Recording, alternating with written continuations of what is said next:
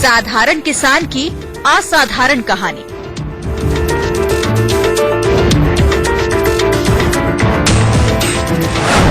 धरती पर सूर्यलोक।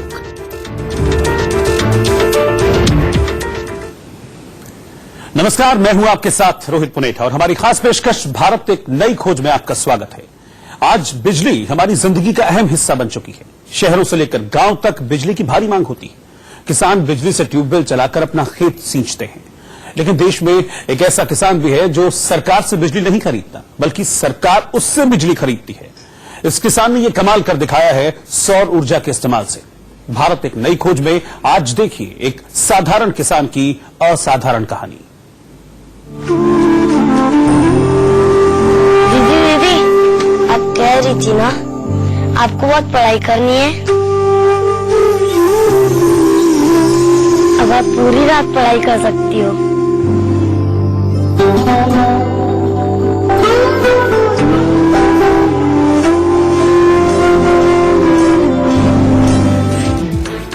ये विज्ञापन हमारी जिंदगी में रोशनी की अहमियत बताता है।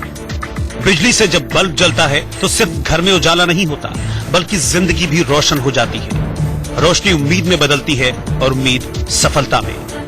भारत एक नई खोज में आज हम आपको ऐसी ही सफलता की दास्तान बताने वाले हैं। हम आपको एक साधारण से किसान की असाधारण कहानी दिखाने वाले हैं।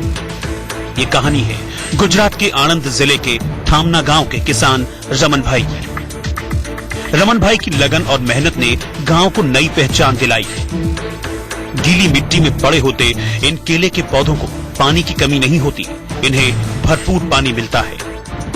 बारिश हो या न हो, बिजली आए या ना आए, लेकिन खेतों में सिंचाई का पानी समय पर पहुंच जाता है। ट्यूबवेल से निकलने वाली जलधारा खेतों में उगने वाले पौधों को जमकर सींचती है। ये सब मुमकिन हुआ है इस सोलर प्लांट से। खेतों में लगा ये सोलर प्लांट ऊर्जा का भंडार है। आपने अक्सर टीवी पर सूखाग्रस्त किसानों के दर्द की तस्वीरें देखी होंगी। बारिश न होने के कारण अक्सर किसानों की फसल बर्बाद हो जाती है। सूखे की वजह से किसान की मेहनत पीली पड़ जाती है। देश के ज्यादातर इलाकों में खेतीबाड़ी बारिश पर ही निर्भर करती है। बारिश के विकल्प के तौर पर किसान ट्यूबवेल का इस्तेमाल करते हैं, लेकिन अक्सर पावर कट लगता रहता है। बिजली की कमी के कारण समय पर फसलों की सिंचाई नहीं हो पाती।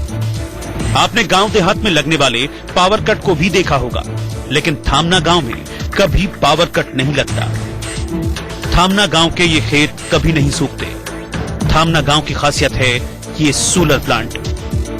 गांव के किसान रमन भाई परमार ने अपने खेत में ये सोलर पैनल लगाया है। सूर्य की किरणें जब इस सोलर पैनल पर पड़ती हैं तो वो किरणें बिजली में तब्दील हो जाती हैं।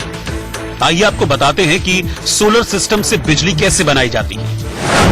यहाँ किसान इसको लेकर के जागरूक भी हैं, समझ भी रहे। एक ऐसे किसान है जिन्होंने अपने यहाँ पर एक ऐसा पैनल लगाया। आप देख सकते हैं मेरे ऊपर ये जो पूरा पैनल है, ये 17 पैनल यहाँ पे लगभग लगी हुई है। ये 17 पैनल यानी एक पूरा शेड बना है। एक और शेड आगे भी है जिसमें 17 पैनल और है। लगभग 34 पैनल्स यहाँ पे एक साथ बने हुए हैं और ये सारे 34 पैनल्स के ऊपर सीधे सूर्य का प्रकाश, सौर ऊर्जा यहाँ पे पड़ती है।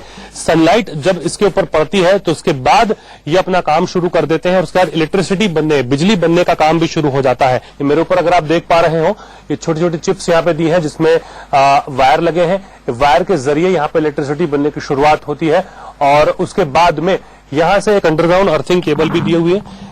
उस अंडरग्राउंड अर्थिंग केबल के जरिए एक साथ पूरी इलेक्ट्रिसिटी इकट्ठा होकर के अंडरग्राउंड वो अर्थिंग केबल जाती है आगे। ये जो पूरी प्रक्रिया है उसे ऑपरेट कैसे किया जाता है वो मैं आपको दिखाना चाहूंगा। वो मैं आपको बताऊंगा कि पूरी प्रक्रिया ऑपरेट कैसे होती है। इस छोटे से रूम के अंदर से प्रक्रिया ऑपरेट की जाती है। अंदर में आकर के मेरे कैमरामैन को भी कहूंगा कि वो आपको दिखाए कि प्रक्रिया ऑपरेट कैसे होती है। यहाँ पर इस सोलार बोर्ड का जो बाहर पैनल्स लगी थी उसका पूरा सोलार बोर्ड यहाँ पे दिया हुआ है। पूरी ग्रिड यहाँ दी हुई है, एमसीबी ग्रिड यहाँ पे इसे कहा जाता है, जिसे यहाँ से ऑपरेट किया जा सकता है। आप देख सकते हैं ये ग्रिड को ऑन ऑफ अगर करना हो तो यहाँ से आप ऑन कर सकते हैं। रात को जब किसान यहाँ से घर जाते हैं इसे ऑफ कर देते हैं और फिर सुबह होने के बाद सूरज उगते ही इसे ऑन कर दिया जाता है। आपने ये तो देख लिया कि बिजली कैसे पैदा होती है। चलिए अब आपको ये दिखाते हैं कि सूरज की किरणों से बनाई गई इस बिजली में कितनी ताकत है और इसका इस्तेमाल क्या होता है। इस कुएं के अंदर से पानी की खींचने की प्रक्रिया इसी सोलार पैनल्स से पैदा हुई बिजली से की जाती है। आप देख सकते हैं इस कुएं के अंदर से पानी खींचने की जो पूरी प्रक्रिया है, बिल्कुल अंदर तक कुआं है और ये पूरी प्रक्रिया इस सोलर पैनल से बनाई हुई बिजली से की जा रही है। कितना फायदा इससे है और कितनी शक्ति इसके अंदर है ये भी आप देख सकते हैं। ये पूरी शक्ति के साथ में पानी खींचा जा रहा है इस समय और मशीन चालू है, इस पूरा सोलर से चल रहा है। यहाँ खींचने के बाद में फिर यहाँ पूरे वेग के साथ में, पूरे फोर्स के साथ आप पानी देख सकते हैं यहाँ पे आ रहा है और ये पानी जब नीचे से खींचकर यहाँ आता है तो उसके बाद में जितने भी आसपास के खेत हैं उन खेतों में ये पानी पहुंचता है। तो वो भी अपने आप में एक बहुत दिलचस्प प्रक्रिया है और इस फोर्स से शायद आपको अंदाजा आ गया होगा कि ये सोलार पैनल जो है वो बहुत ज्यादा काम करती है, बहुत तेज गति से काम करती है और उसका फोर्स भी बहुत ज्यादा, पावर भी बहुत ज्यादा है। आपको हम दिखाएंगे कि ये जो पूरा पानी आ रहा है, ये पानी आखिर जा कहाँ रहा है। ये पानी को अगर मैं आपको दिखाऊं, अगर आप इधर आ पाए तो इधर से जो उनके खेत का जो पानी खींच के आया है वो पानी पूरा यहाँ पे जा रहा है।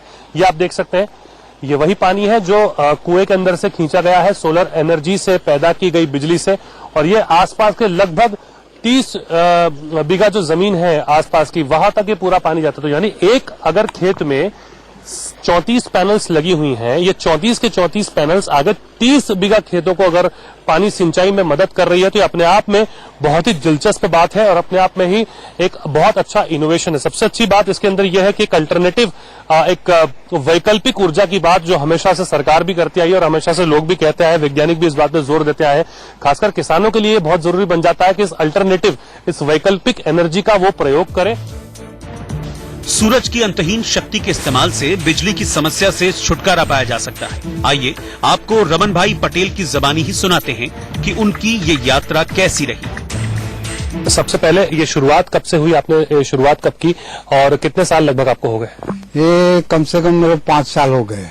5 साल में प्रोजेक्ट मैंने लगाया था और 5 साल से एक प्रोजेक्ट चल रहा है मेरा। हाँ। इसमें बहुत फायदा है, पहले से बहुत अच्छा है। क्योंकि ये पानी मेरे को जितना चाहता वही मिल जाता है, मेरा क्रॉप जल नहीं जाता है और रात में बिजली हमारे को 8 दिन भर आती है, 8 दिन रात को आती है। तो मेरे को रात को पानी नहीं लेना पड़ता है, सूर्य उदय सवेरे से स्टार्ट हो जाता है और कम से कम 5 बजे तक चलता है। अच्छा, तो रमन भाई एक दिन में कितनी इलेक्ट्रिसिटी, कितनी बिजली एक अंदाजन पैदा होती होगी? हाँ, कम से कम 34 पैनल से 70 यूनिट पैदा हो जाती है। रमन भाई बताते हैं कि 5 साल पहले जब सोलर कंपनी वाले गांव में आए थे तो किसी ने उनकी बात नहीं सुनी। किसान खेती का अपना परंपरागत तरीका बदलना नहीं चाहते थे और न ही वो तकनीक के साथ प्रयोग करना चाहते थे। लेकिन रमन भाई को सौर ऊर्जा का महत्व समझ आ गया।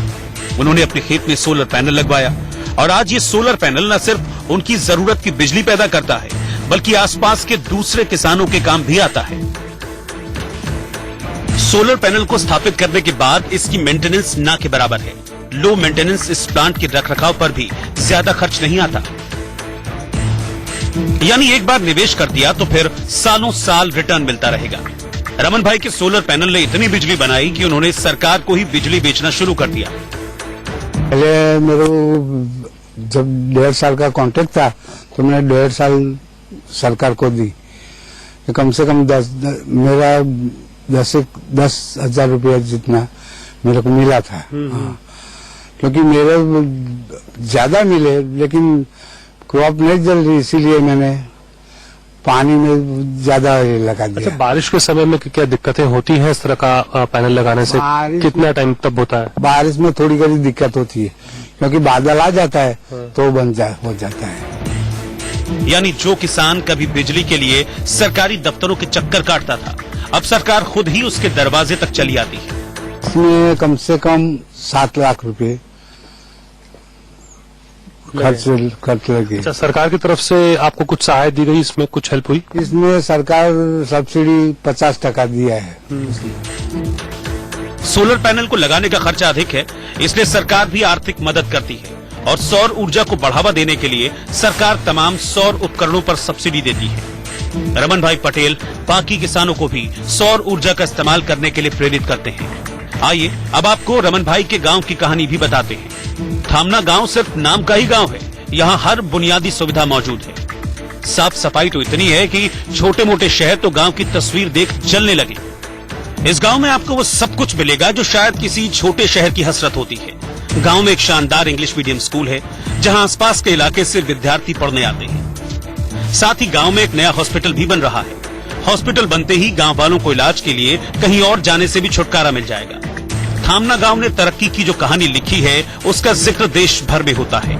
गांव ने आदर्श ग्राम योजना और निर्मल ग्राम जैसे कई अवार्ड अपने नाम किए हैं। गांव के तमाम लोग अपने गांव को उन्नत बनाने में योगदान देते हैं। तो मोदी जी अपने भाषण में बोलते हैं कि सरकार तो सोचती है उससे पहले थामना में हो जाता है, और कुछ सीखना है तो थामना जाओ, ऐसा मोदी जी कई दफा बोले हैं जाहिर में। तो ये गांव तो एग्जाम्पल है कि इधर सब कुछ समझो कि वाटर हार्वेस्टिंग, हर एक घर में टॉयलेट, फिर अंडरग्राउंड गटर, 24 आवर्स बिजली, आरओ प्लांट, और ई-धरा जो 2007 में ये थामना गांव पहला था जो पूरा पंचायत कंप्यूटराइज था। तो ये गांव में सब पहले हो जाता है और पब्लिक में अवेयरनेस आ गया है। थामना गांव ने देश के सामने एक ऐसा मॉडल पेश किया है जिसे अपनाकर बाकी गांव भी आत्मनिर्भर बन सकते हैं। आनंद से सिद्धार्थ पांड्या के साथ ब्यूरो रिपोर्ट, इंडिया न्यूज।